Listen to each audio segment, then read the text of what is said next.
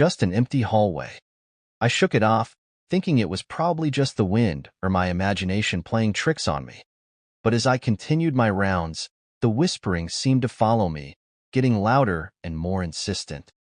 It felt like it was surrounding me, coming from the very walls of the hospital. A chill ran down my spine.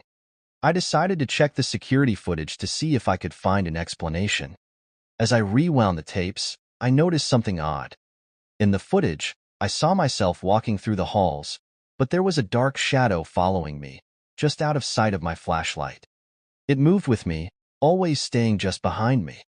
Then, in the footage from the maternity ward, I saw her, a woman in an old-fashioned hospital gown, standing in the shadows, watching me. Her face was pale and gaunt, her eyes dark and hollow. She opened her mouth, and though I couldn't hear it, I knew she was the one whispering.